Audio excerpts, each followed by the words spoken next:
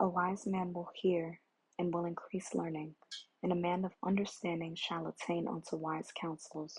Proverbs 1:5, King James Version. Hi guys, hi my babies. Welcome back to my channel. Today we're going to be speaking about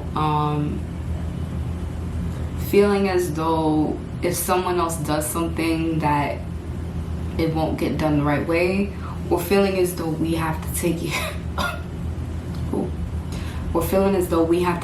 of everything, and if we don't take care of it, then it won't get done properly.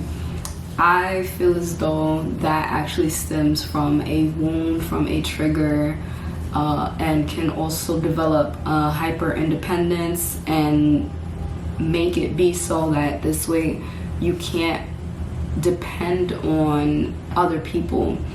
There is a lack of trust in that regard, whether that may be your family members, your close friends, feeling as though, well, if I don't do the dishes, they won't get done right. If I don't cook, it won't get done right. If I don't step up to the plate and take care of my entire family, then nobody will. And that can cause issues for us as we get older. Sometimes if you have too much responsibility put on you, or you feel as though you got it too early before you were able to actually, be a kid, be a child, or experience that part of life for what it was. Say you were a teenager, or even as an older adult who just wasn't ready for maybe what life has hit you with, that at times can negatively impact you. And it's really often that I feel like I see this in a lot of people, and it causes a great amount of stress. Now, a lot of people don't feel as though it causes stress because they feel as though they didn't have a choice. Now, whether you may feel as though you've had a choice or not, it's really up to you to decide on how you're going to allow that to affect you moving forward, because those traits and habits are something that can carry on with you for years. I've seen it in plenty of older adults, until one day you just be like, you know what, I'm not doing anything, forget all of this, I'm just going to be rather irresponsible, and that's not exactly who you are. And the forced growing up part wasn't exactly who you were either. You just didn't have the option of being who you truly are, which can be a lot for some people to handle. I'm just here to let you know that if you've gone through that you're not alone, that there are plenty of people, and with all of your unique experiences as well, there are a lot of people who have experienced this, but that topic is not really spoken on enough. We see it a lot in, people of color as well. I always mention people of color because I'm a person of color. We see it a lot in people of color and the eldest siblings, and people of color and the eldest siblings. We see it in people who aren't necessarily financially stable within their entire families. This is actually a very, very common phenomenon that a lot of people don't really like to talk about, because they feel as though if they speak on it, then they're complaining, then they're being ungrateful. And there's nothing wrong with you acknowledging to yourself and saying, maybe that was a little bit too much for me. Maybe I shouldn't have been paying bills and sorting bills when I was 6 and 7. And maybe I shouldn't have gotten a full-time job and not pursued my own dreams and careers, because, I was so focused on the dependencies and expectations of other people in my family. Even down to choosing a career path that's not for you at all, but feeling as though it'll make your family proud, feeling as though if you don't do it, then ain't nobody gonna do it, ain't nobody gonna be proud of you, your family's basically just gonna go to shit, relationship ain't gonna work out, the kids having a problem, basically just feeling as though everything is not going to be okay. And honestly, that's very common. And we may not ever know that everything is going to be okay, but sometimes we have to trust that whatever we're going through in the moment is helping to build us for the later on. The purpose of this video is just to ensure that we as a collective are not internalizing these things and not not seeing it as a wound as well, because a lot of times I feel like I see in hyper independent people that they don't think it's anything wrong with it, that they think that it's perfectly fine to have no work-life balance. I work for everyone else but myself. I don't spend any money on myself, or in turn I spend way too much money on myself because I couldn't do none of that shit when I was growing up. I had to take care of everybody else. So it can go one of two ways, and sometimes that's a lot. That's unfortunately, we don't always get to choose the path that we get on. We don't always get to choose the financial circumstances that we're under, that we're born into nonetheless. But what we are able to choose is our well-being, habits and behaviors that we can create as young adults and even teenagers. If you're watching this and you're like 16, it's okay. You can start being self-aware from now. You can start being emotionally independent from now, like getting it together from now, like, and know that it's okay for you to acknowledge these things and say, well, you know what, hey Alpha, like, I do have feelings.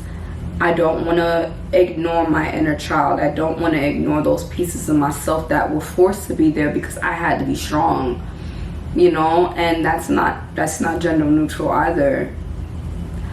As much as I can understand what I'm speaking about. As the oldest of my two siblings, I felt as though for a long time that I was kind of forced to raise my little brother. I love you, Fi Fi. And I love you, Mom, right? But I had a lot of responsibility that was placed on me very, very young. And then when I got into teenagehood, I had a tendency to run away from a lot of my problems. And by doing a lot of things that were considered to be fun.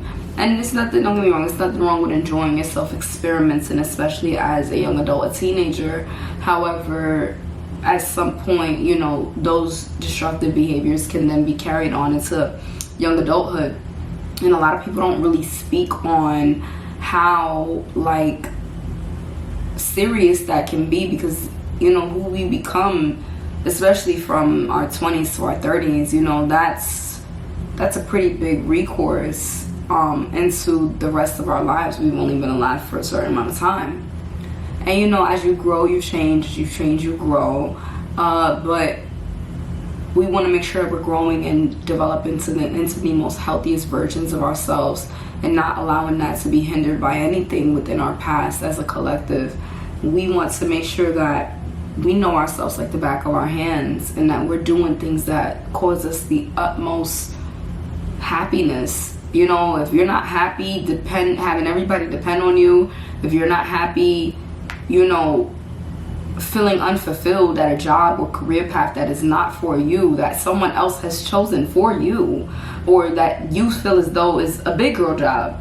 Case in point, we love slang, right? Case in point, that you start to feel as though it's a big girl job. Like, I hate to say this, but like nursing. Hey, you didn't hear it from me. Like nursing, things like that. We see it as a heavy, high expectation in a lot of families. A lot of families. And it's not to say that nursing is necessarily bad, but it's like, do you even know if that's what you want to do for the next 10 years, 20 years? That has to be something that comes internally from the heart.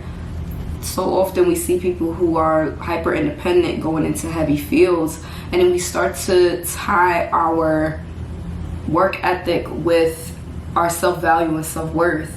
But what ends up happening in that regard is, like, what happens if you're not working there anymore? Like, anything can happen to our physical vessels, God forbid. I'm praying peace, healing, and healthiness to all of you, but I think it's important that we're realistic and honest with ourselves in the regards that our worth shouldn't be tied to that. It shouldn't be tied to a job or a career. It should be tied to who it is that we believe that we are. And if you believe that all you are is someone who has to overwork, someone who has to be dependent on, that you don't have your own aspirations, your own dreams and goals, that you weren't even given a section and point in time, a safe space to figure out exactly who you are, I think that's something that's worth exploring, and developing hobbies and getting to know who you are. That takes time. That takes time. Don't ever feel like that's something that needs to be rushed. I feel like it's really, especially like in the West, I'm in New York City, United States. I feel as though it's very, very pressured on us to know exactly who we want to be from when we're little, to then carry on those same exact, aspirations until we get into adulthood, and to then not want to change any type of career path at all. That has never made any sense to me, because when I'm 7, I'm not gonna still probably want to be a doctor. But if I want to do hair, like what if there's something else that's a calling to me, a passion, anything like that. So I think that that's just one of the things that is important to know. Like, it's okay to not know exactly what you want to do. I just highly recommend that at some point, if you are the breadwinner, at some point you are hyper independent, at some point you don't want to do nothing because you don't need a man to do it, because your mama ain't need a man to do it, because all that, I think it's worth looking inward. I will be making a part 2 to this, so please stay tuned. I love you guys so much, my babies. Bye.